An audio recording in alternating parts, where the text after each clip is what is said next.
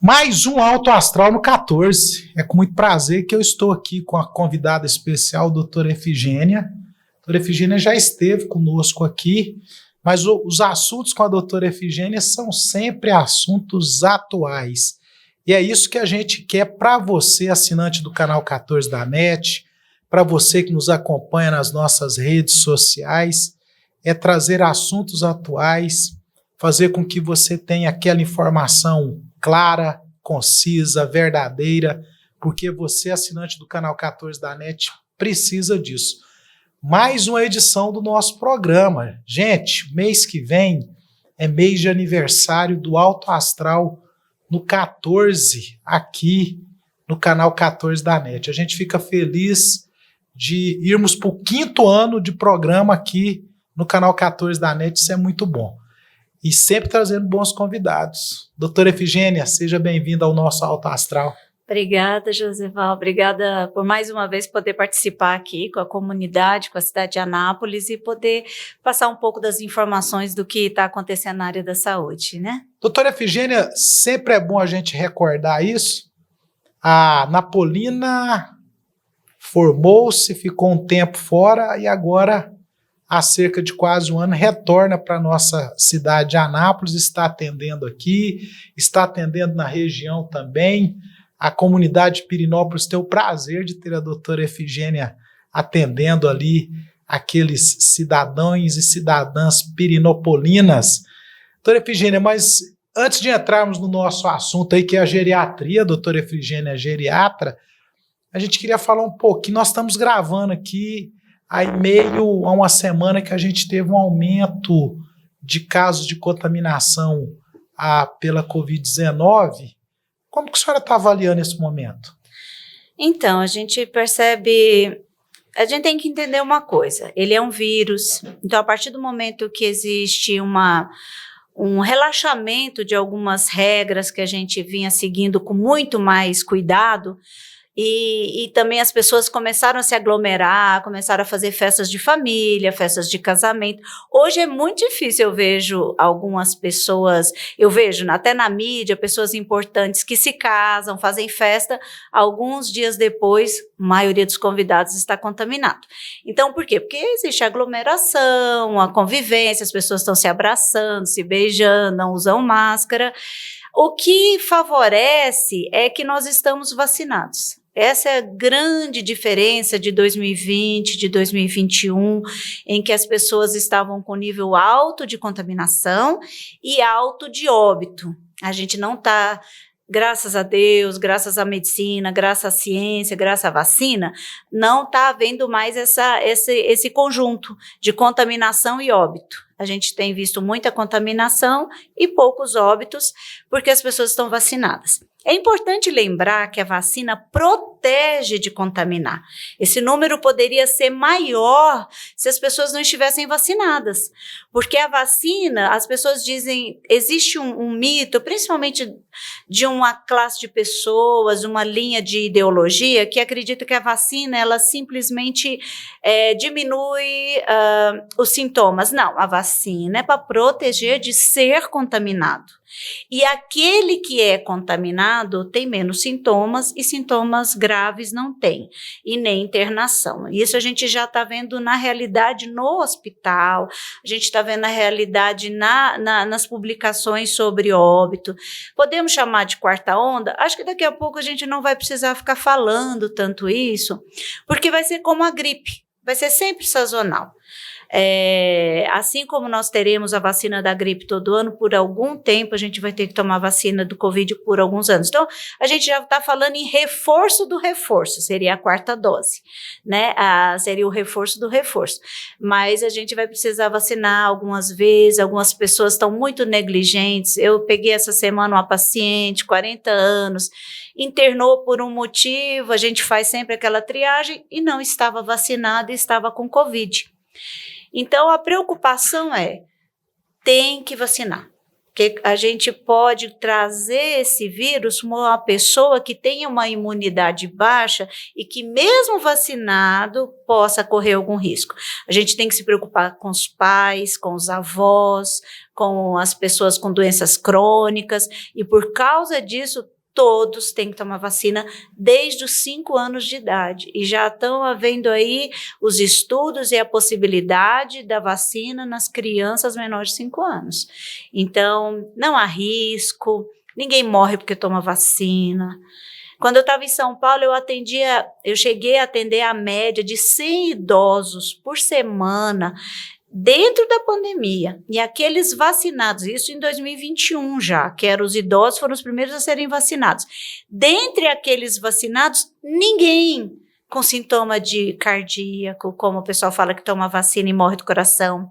Ninguém com trombose, que é uma coisa que eu ouço muito as pessoas questionando. Ninguém. Então, assim, eu tenho um índice alto de atendimento para poder me respaldar e eu tenho ainda ciência que me respalda disso. Nenhuma criança teve comprometimento grave por tomar vacina. As reações são as mesmas das vacinas comuns, uma gripinha, uma febrinha, uma coriza. Nenhuma criança no Brasil e também no exterior morreu após tomar vacina.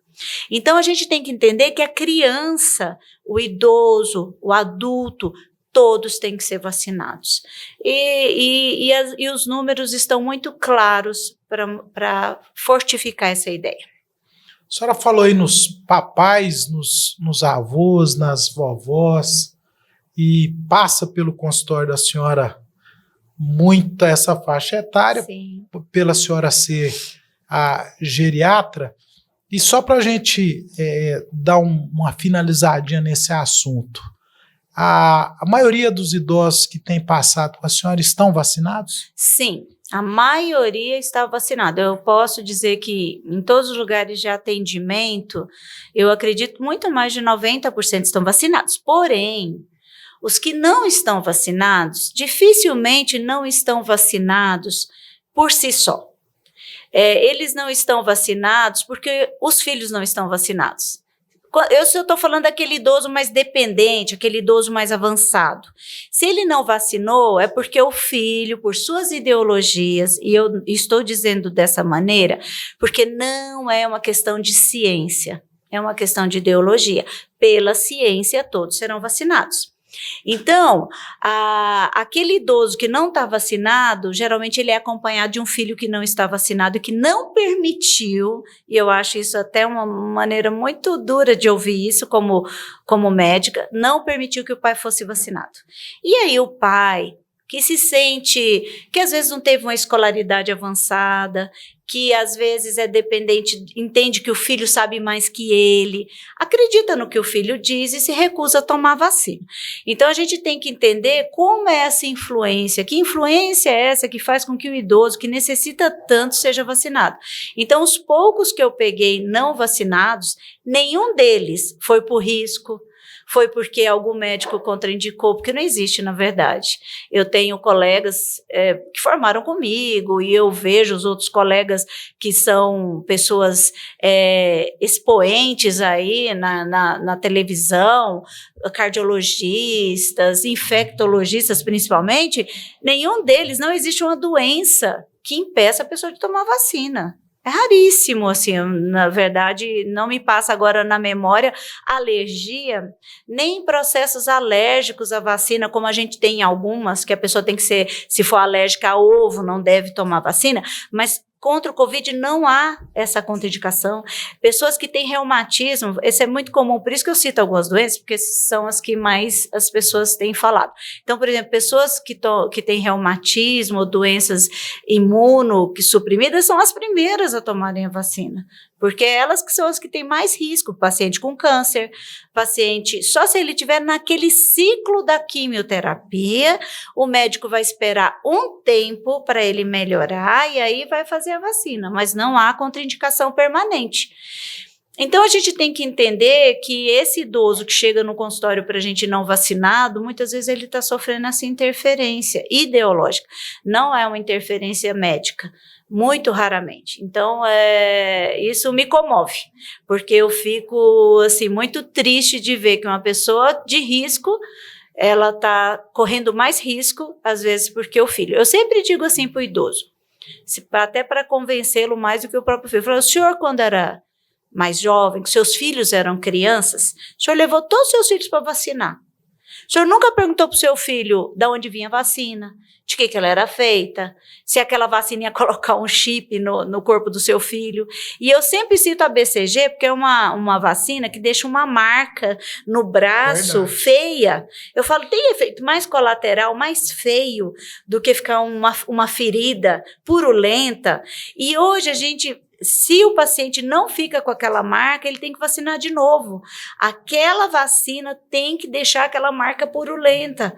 E eu fico pensando, ninguém nunca questionou. O filho chorava, o filho ficava uns dias doentinho, ninguém nunca questionou. E foi o que fez com que o Brasil tivesse um nível menor de tuberculose e de outras doenças.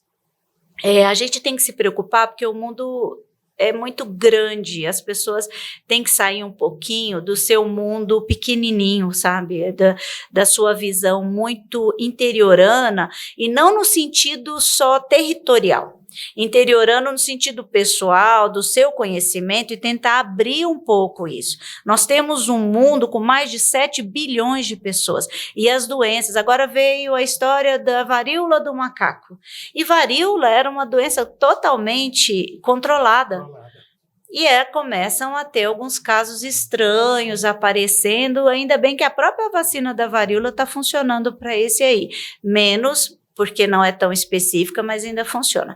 Então, nós não podemos deixar, e assim, o mundo é tão grande que nós teremos outras epidemias. E como que nós vamos lidar com isso? Questionando vacina? Pensando que a vacina vai pôr um chip em você? Quem é você para que alguém queira controlar? Existem brincadeiras que as pessoas falam assim, poxa, mas vai colocar um chip em mim. Eu fico pensando assim, o que as pessoas acham que é esse controle, essa fantasia, né, essa mística? Que na verdade é uma fantasia, né? Então, deixar bem claro isso para as pessoas terem um pouco mais de critério quando deixarem de fazer algo que coloque em risco a sua vida, a sua família, em risco a sua vida e a vida da sua família. Já pegando um gancho no que a senhora disse aí agora, de colocar em risco a sua família, e a senhora falou agora há pouco também dos pais que vão ao consultório geralmente com filhos, às vezes com netos, né? Até pela questão da idade, de já ter algumas dificuldades. Doutora Efigênia, a gente vê no dia a dia aí muito essa questão do número muito alto de medicamento que as pessoas mais idosas aí passam a tomar diariamente, porque vai no ortopedista, receita uma coisa, vai no cardiologista, receita outra, às vezes vai no neuro e receita outra, e aquela coisa toda.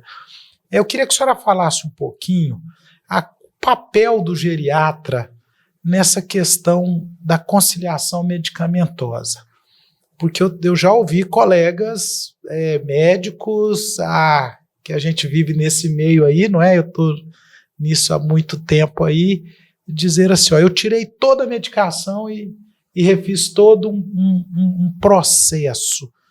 Como que é o papel do geriatra nisso? Até porque as pessoas também vêm de um histórico de ir no profissional que receita uma coisa, outro receita outra.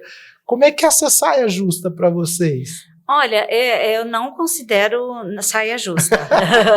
eu gosto. Outro dia chegou uma paciente com uma cesta. Era alta, uma cesta, e a filha colocou aquela cesta. Eu até achei que ela estava carregando uma compra. Não, doutora, isso aqui são os remédios da minha mãe, pá. E eu ainda prefiro que me leve o medicamento.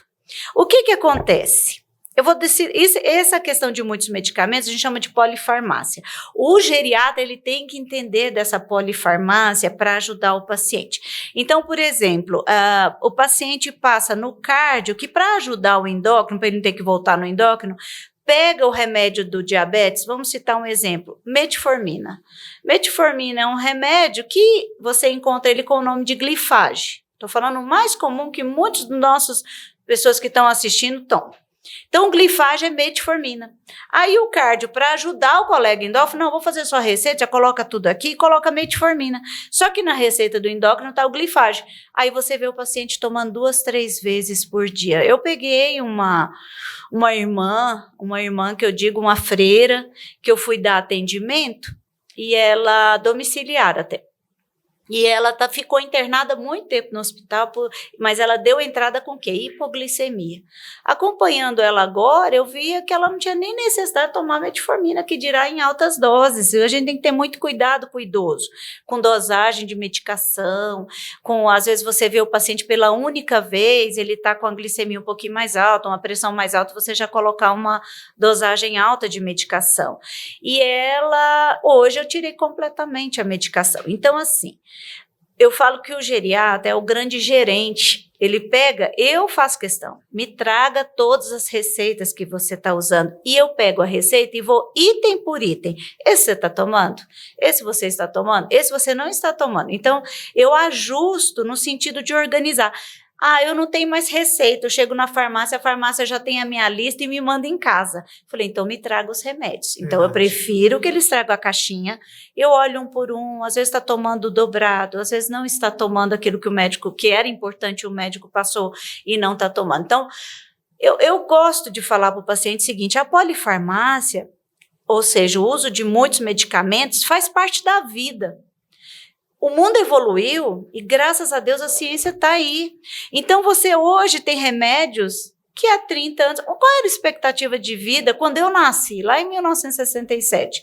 Era a expectativa de vida que eu já passei, 50 anos. Verdade. E hoje a pessoa tem uma expectativa de 72, 73. A pandemia chegou a diminuir até em 1 ano, 2 anos, essa expectativa de vida, porque os primeiros atingidos foram os idosos. Mas o ser humano vive hoje 70, 80 com qualidade. Outro dia atendi uma senhora com 101 anos, entrou no consultório sem bengala, sem cadeira de roda, sentadinha, entendeu a consulta. Os filhos só estão evitando de levar em retorno, porque para evitar mesmo, nós ainda estamos em pandemia. Então, a gente tem que entender que as medicações vieram para dar qualidade de vida. Remédio não é inimigo, remédio é amigo. Eu brinco com os meus pacientes, falo assim, quando você colocar o remédio na mão, você fala, meu amiguinho, você me ajuda, eu falo para eles assim, porque o paciente, ele fica avesso a tomar medicação, mas a medicação é o que ajuda o ser humano hoje a viver com mais qualidade. Remédio não é inimigo, remédio é amigo. Apesar que ele tem que ser bem administrado, tem que ser prescrito pelo colega, tem que ser examinado o paciente. Não estou falando de medicação vendida na televisão, em suplementos que muitas vezes são excesso para o paciente e não ajuda na terapêutica. Eu estou falando de medicamentos prescritos pelo colega nas suas especialidades. O geriatra, ele vai acabar vendo tudo. O que o neuro prescreveu para o Alzheimer, para dormir, para agitação. Não, aí passa no pronto-socorro um dia que está um pouco mais agitado, o médico prescreve um outro. Outro dia eu fui visitar uma paciente em Pirinópolis, domiciliar, e aí a paciente tinha caixas de vários antidepressivos, porque às vezes um colega quer ajudar e prescreve fluoxetina. Na caixa dela tinha fluoxetina, tinha citalopram, Então, eu falei para ela, não, vamos tirar esse, vamos ficar só com esse. Então, o geriatra, ele precisa dominar esse conhecimento de polifarmácia, ele tem que entender um pouquinho de cada área e ele tem que ajudar muito o paciente a se organizar. Como que eu faço com os pacientes? Eu pego uma folha de papel, coloco lá jejum, café, almoço, jantar, coloco os remédios juntos, para que ele não fique achando que por tomar muitos remédios tem que tomar meia hora de distância. Ele tomar um remédio a cada meia hora, ele vai passar o dia tomando remédio, e aí ele não vai querer.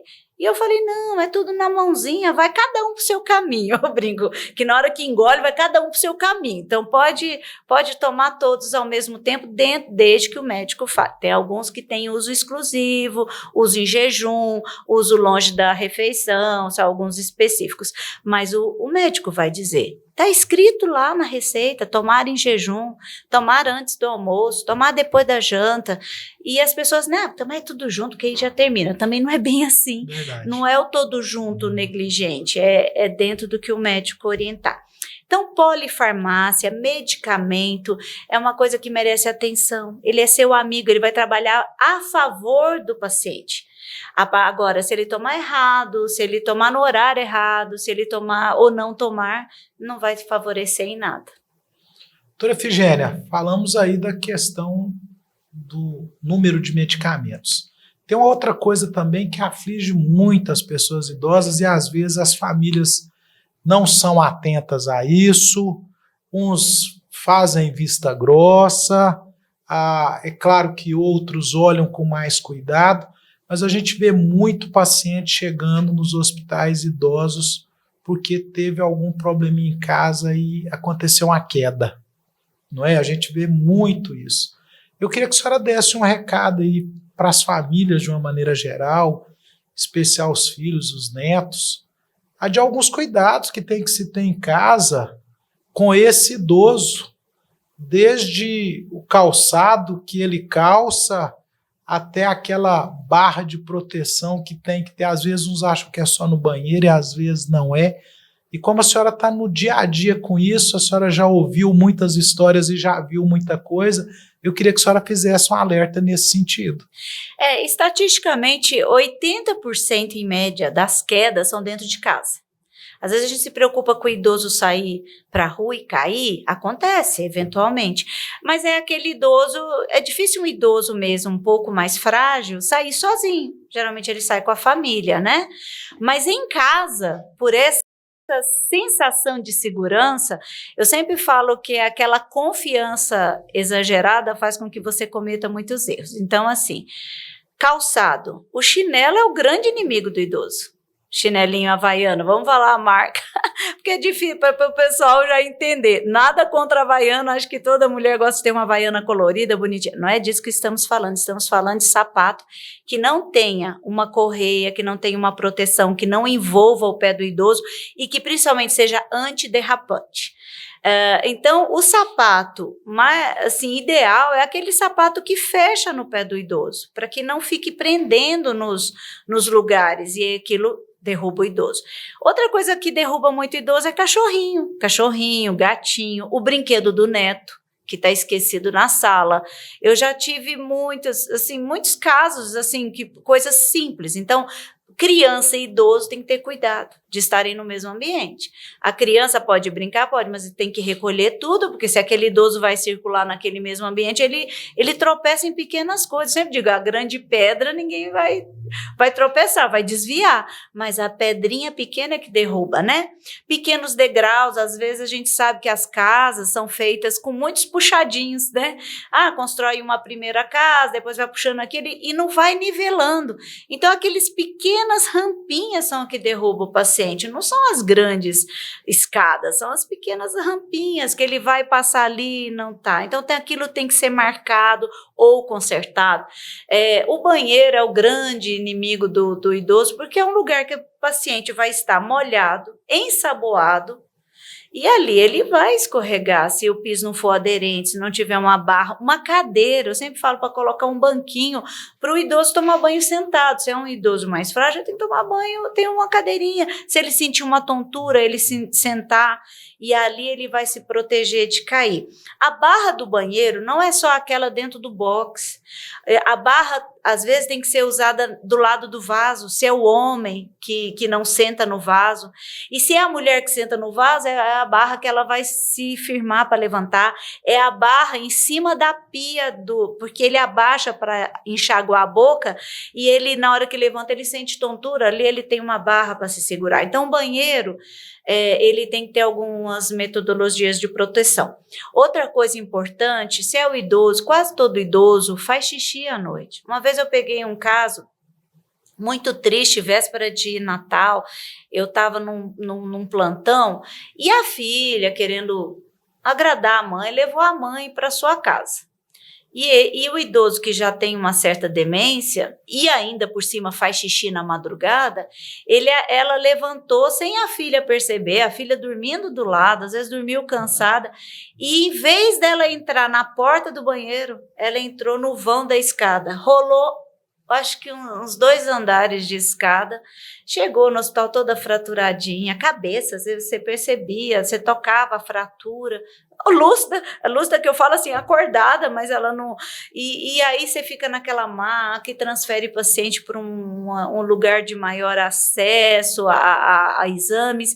Então, assim, você vê, o idoso, ele tem esses cuidados com ele, que é de algo seríssimo no idoso. Então, desde o cuidado, olha, eu vou trazer minha mãe aqui para minha casa, então tranca as coisas, senão, ainda mais se tiver pode não ser cognitivo, eu já peguei paciente lúcido, totalmente, mas gente, ele desceu uma escada no escuro, às vezes acaba a energia, e a paciente cai e se machuca muito gravemente. Então, é importante ter vários cuidados em relação à queda, 80%, desde o bichinho que cruza a perna do idoso, o cachorrinho, o sapato, o tapete, a escuridão, por isso que precisa ter lâmpada de LED. Uma das coisas que eu já vi para proteger o idoso é colocar uma fileirinha de lâmpada de LED levando para o banheiro. Que se ele levantar à noite, ele vai seguir aquilo ali que nem uma pista de aeroporto. Já leva ele para o lugar certo, ter lâmpada fácil do lado da cama. Acordou, acende a lâmpada, não vai caminhar pela casa no escuro. Então, eu poderia falar disso, né? Já viu quantos detalhes? Muitos detalhes. Quantos detalhes a gente tem que ter para ter cuidado? Então, o idoso, ele merece essa atenção, a gente quer protegê-lo, e a proteção começa com esses pequenos detalhes, mas que fazem toda a diferença.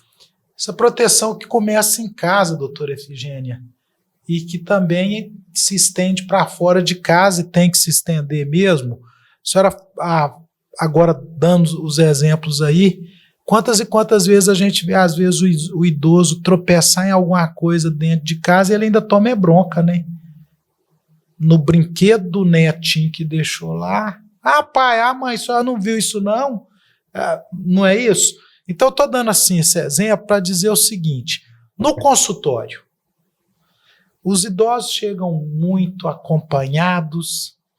A senhora, com essa experiência já interessante que a senhora tem, as famílias realmente apoiam os idosos?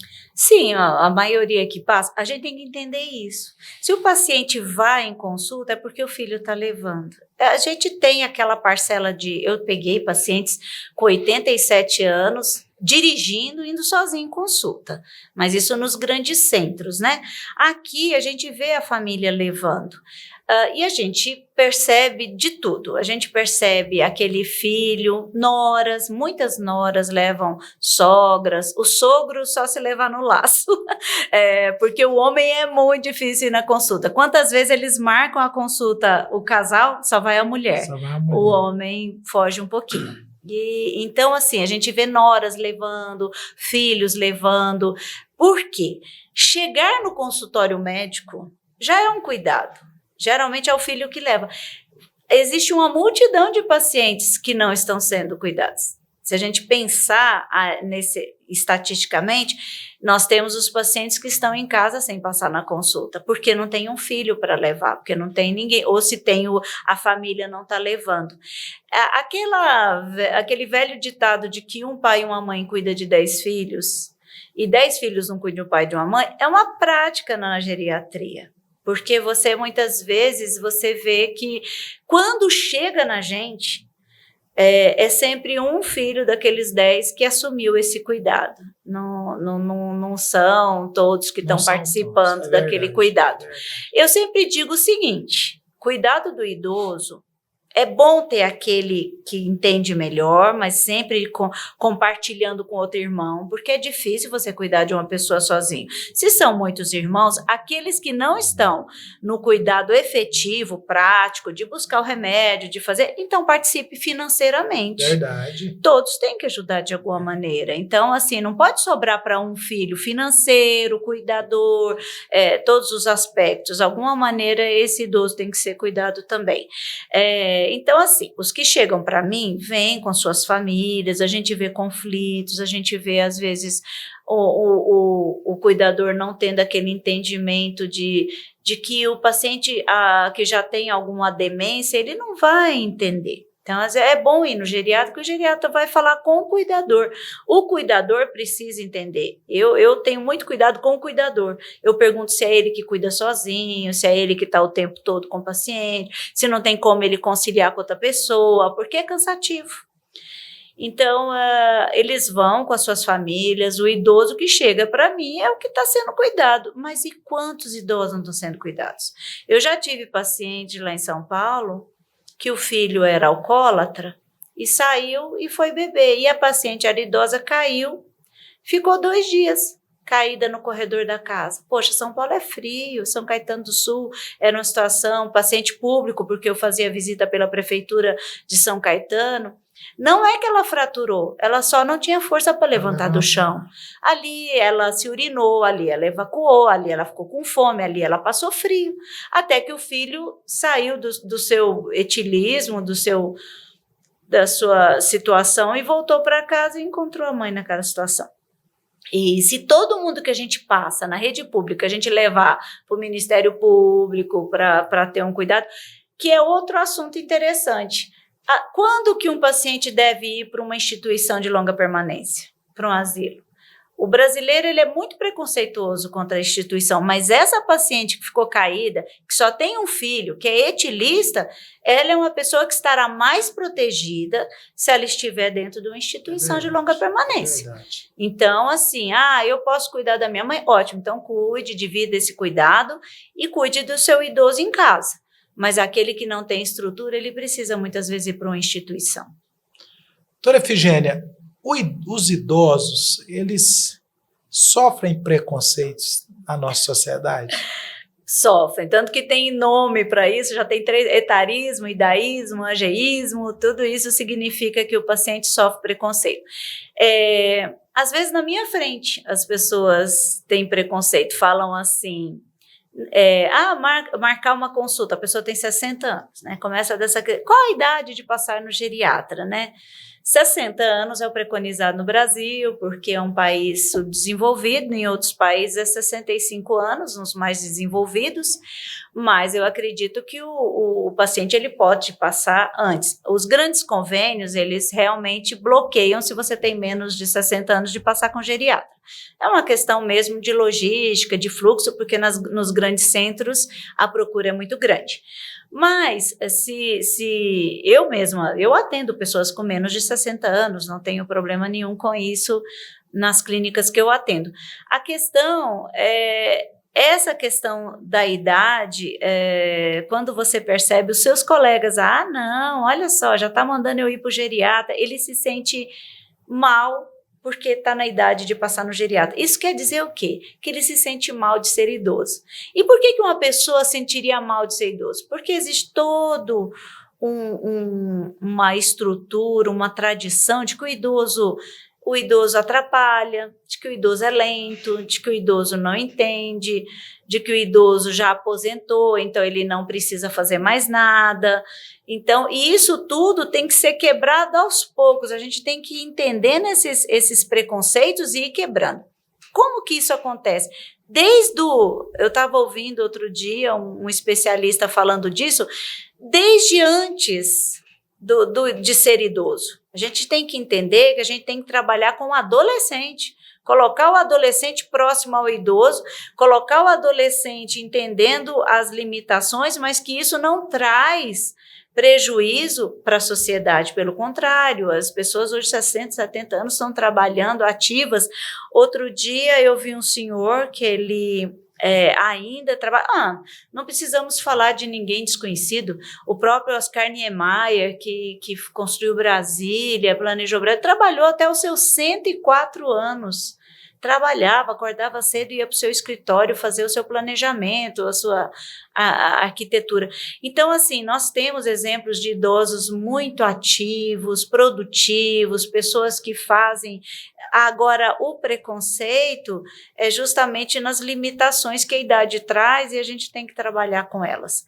É muito preconceito no Brasil, é muito. A gente não dá valor no idoso, que ele a produção que ele poderia ainda contribuir para a nossa sociedade. A gente precisa trabalhar isso diariamente. E esses idosos que chegam, que passam com a senhora, eles são mais suscetíveis à depressão? Sim, justamente até por isso, né? Ele entende que ele é um peso para o filho. Ah, eu não queria estar mais aqui, prefere morrer. Ou ele tem uma dor crônica, ter dor, que muitas vezes não está tratada. Na verdade, você tem como tratar a dor. Tem gente que tem dor crônica que precisava ser tratado. E a partir do momento que ele é tratado, ele vai ter um humor melhor. Pessoa com dor tem um humor depressivo e aí junta, eu só tenho dor. Qual que é a sua idade? Idade do condor aqui, condor ali, não é? As brincadeiras que, no fim, acabam levando para esse preconceito. Então, assim, trata-se a dor para o idoso ter uma qualidade de vida melhor. Trata-se as doenças crônicas para ele ter qualidade de vida. E, assim, ele vai tendo mais disposição. Ele não vai achando que está dando trabalho para o filho, que precisa morrer, o que ele está fazendo aqui nesse mundo. E aí, a gente, muitas e muitas vezes, quase todas as vezes, a gente tem que entrar com antidepressivo, medicamento. Porque terapêutica, muitas vezes, ele não vai ter essa disponibilidade ou até o entendimento, porque o idoso demenciado pode ser depressivo. Ele não entende porque ele é demenciado, mas ele sente tristeza. Então, é algo. Eu não consigo mandar ele para uma psicóloga fazer uma terapia, porque ele não vai saber contar as coisas que estão incomodando. Então, muitas vezes você tem que tratar com medicamento mesmo. Então, às vezes, outro dia eu fui questionada, por que ele está tomando esse antidepressivo? Já está aí na cama? Eu falei, justamente para não piorar. O paciente que é demenciado e acamado, muitas vezes ele precisa tomar medicamento para ele manter algumas atividades básicas, alimentar. Se ele ficar depressivo, ele não vai querer comer. E aí, vamos passar uma sonda nele? Não, vamos dar uma medicação que faz com que ele tenha pelo menos mais vontade de se alimentar, mais humor trabalhado. Então, a depressão é muito forte no idoso, sim, parte desde este preconceito até o fato dele sentir as doenças crônicas que são limitantes, né? E pacientes com ansiedade chegam muito? E como que são tratados esses idosos com ansiedade? Olha, porque hoje a ansiedade, principalmente pós-pandemia, ela virou uma outra epidemia. Se a gente pensar, outro dia aconteceu uma situação que, sinceramente, eu fiquei questionando se aquilo não era uma armação de jovem ou se era realmente uma cidade do interior de São Paulo. Mais de 20 jovens entraram em ansiedade generalizada ao mesmo tempo. Acionaram todos os SAMUs da cidade, de cidades vizinhas, para levar esses jovens para o hospital, porque eles estavam caindo com sensação de morte e tal. Então, no idoso, muitas vezes o idoso vai várias vezes no hospital, passa várias vezes no pronto-socorro, com sensação de que está morrendo, com falta de ar, não consegue dormir. Muitas vezes isso acontece à noite, os filhos vão e vão e vão. E o que está faltando ali, talvez uma condução dentro de um consultório com calma, conversado, medicado, para que isso não aconteça. A ansiedade pós-pandemia, ela é praticamente uma epidemia, desde o adolescente, que voltou a ter aula presencial, e isso está gerando vários problemas. Já me pediram para dar palestra em escola para adolescente, por causa da questão da ansiedade, que dirá no idoso, que viu que os seus filhos, que era a única alegria que ele tem, deixaram de visitá-lo de repente. E ele ficou lá sozinho. Verdade. Eu estou com muitos idosos que estão em isolamento até hoje, e agora com esses aumentos dos casos, os filhos estão tendo Covid de novo, e eles estão ficando sozinhos, e isso gera ansiedade. Então, a gente precisa trabalhar isso, trabalhar com a família, entender esse momento difícil, que muitas vezes só o médico vai poder diferenciar quando é um caso grave, um infarto, uma coisa, quando é realmente recorrente a crise de ansiedade. Doutora Efigênia, como que é uma consulta com um geriatra, hein? Olha, eu falo que cada colega tem a sua dinâmica. Talvez por vir de uma cidade grande, de lá em São Paulo, em que as pessoas, os grandes convênios colocam muitos pacientes por hora, assim, você acaba criando um roteiro e sintetizando muita coisa. Assim como eu já vi médico ficar 1h30 com o paciente. Eu acho que existe um bom senso aí. Não precisa ficar 1h30 com o paciente, não questionando cada colega, que eu também não foi só geriatra que eu já vi ficar 1h30, 2 horas, eu já vi cardiologista ficar, às vezes quando tem um envolvimento pessoal, conhecer, etc. Então acaba. Agora, se você quer conhecer o paciente, se ele leva todos os exames prévios, a consulta demora mais um pouquinho, porque você aproveita aquele momento para anotar, para ver. Então ele chega, você vai fazer uma anamnese, vai ver uma história prévia. É óbvio que um idoso tem história prévia, vocês são poucos idosos. Apesar que aqui em Goiás eu falo que os idosos são saudáveis, eles levam os exames tão bons, laboratoriais, assim, que eu falo que talvez por ter trabalhado muito, se alimentar de uma maneira até mais saudável, eu tenho pegado pacientes com poucos diabetes, colesterol alto, e aí você vê, agora se ele, quase todos têm uma história prévia. O que eu vejo muito em Goiás, olhando já comparando esse tempo que eu já estou aqui, são doenças ósseas. As artroses, as artrites, por causa do esforço físico na roça, no dia a dia. As mulheres aqui gostam muito de, quando faz faxina, empurra muitos móveis, faz muito esforço físico, fica o dia inteiro em pé, muitas vezes mal calçadas, como a gente já falou. E isso tudo tem gerado, no final agora, nesse envelhecimento, muitos problemas de coluna, muitas artroses nos joelhos, e eu vejo o pessoal nessa área muito mais comprometido, talvez porque trabalhou muito e pesadamente, então a gente vê hérnia de disco, vertebrais, então eu percebo isso aí. Mas a consulta, você então pega essa história prévia, você vê qual é a queixa que está levando o paciente, que pode ser várias coisas, desde a parte: não venho porque eu não consigo dormir. Eu trouxe minha mãe porque ela perdeu a memória. O esquecimento está grande. Eu não consigo andar, eu estou com dor crônica. Então, você vai, através daquela queixa, você vai tentar resolver o que é mais urgente daquele paciente. Eu ajo dessa maneira. Eu vejo a queixa principal dele, eu faço uns exames básicos de laboratório, um eletro, ou se algumas queixas específicas, se é a coluna, eu já posso pedir uma tomografia, eu já vou abordando. O paciente, ele vem com a queixa, ele quer saber por que dói, por que está acontecendo isso com ele, então você tem que focar naquilo. A partir daquela convivência com o paciente, com os retornos, você vai direcionando para outras investigações. Aí você vai fazendo as outras coisas de rotina, uma mamografia. Quando é que eu paro de pedir uma mamografia? Eu quase nunca, porque eu tive pacientes com 87 anos tratando câncer de mama, bem sucedido, porque hoje as quimioterapias e os tratamentos são menos agressivos do que antes. Então, como que aquela mulher descobriu aos 87 que estava com câncer de mama?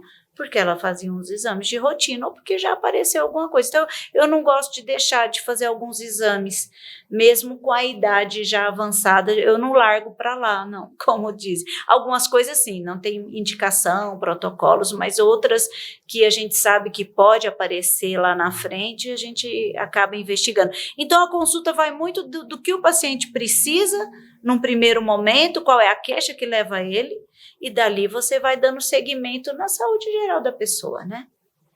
Todos nós queremos envelhecer bem. Sim. Agora, o problema é que a maioria, uma grande parte, um número interessante de pessoas, também não toma os cuidados para envelhecer bem, apesar de todos os dias estar ouvindo, lendo, não é? Falando de dicas para envelhecer bem, o que tem que fazer.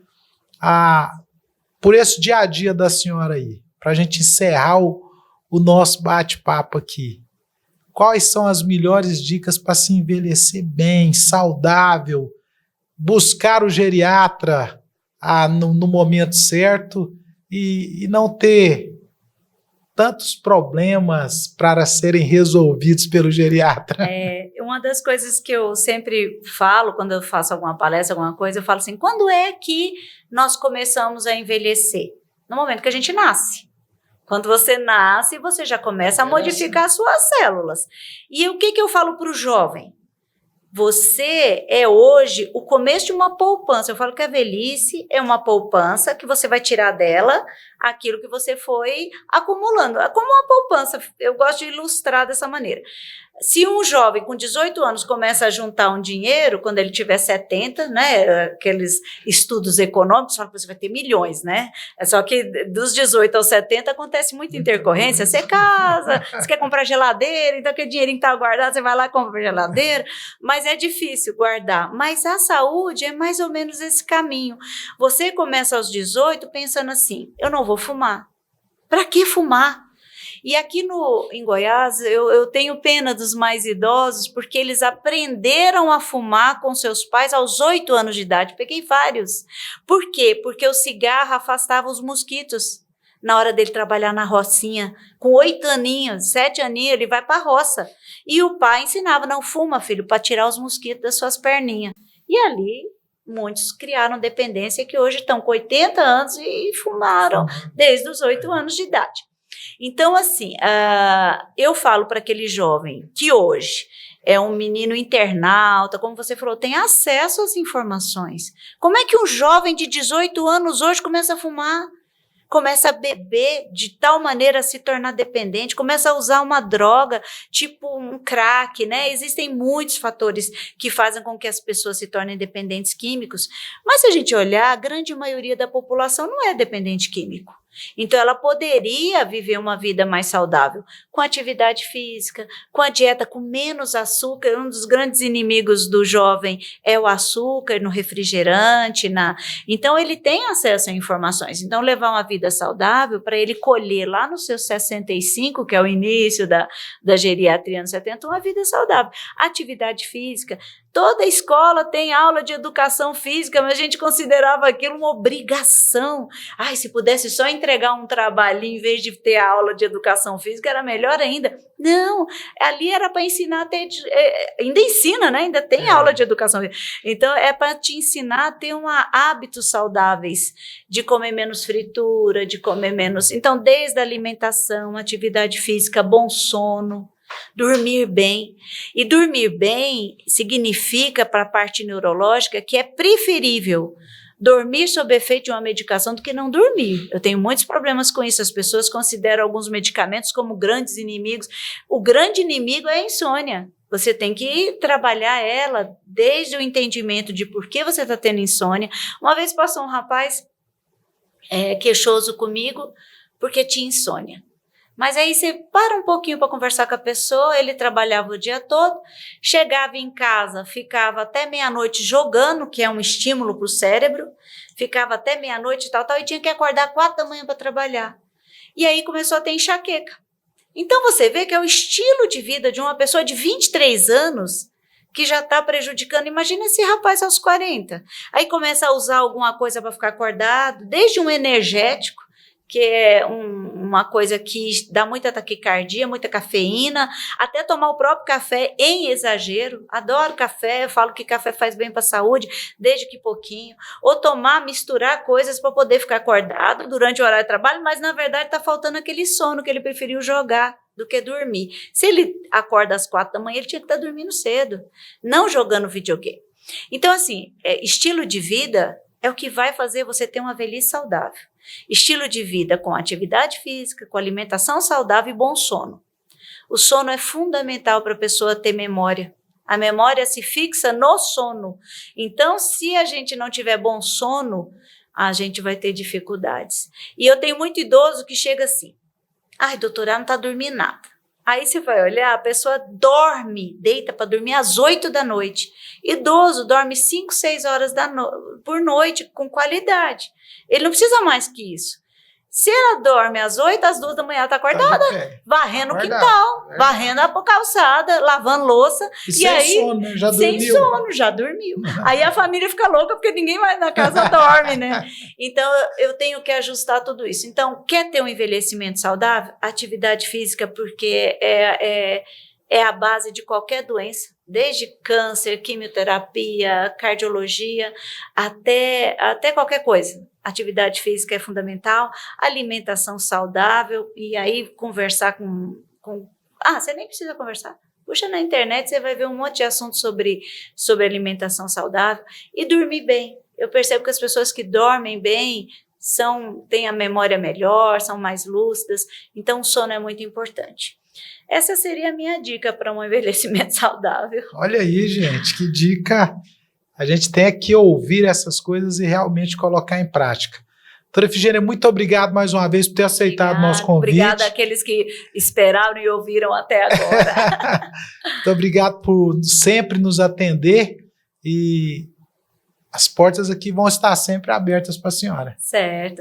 Podemos focar em alguns assuntos, que a gente fala tanta coisa ao mesmo tempo, mas aquilo que as pessoas tiverem curiosidade, eu estarei sempre disposta a explicar, porque a gente vê muita notícia falsa, muito caminho errado para algumas orientações, verdade, que muitas vezes é uma coisa simples e as pessoas complicam em vez de simplificar. Verdade.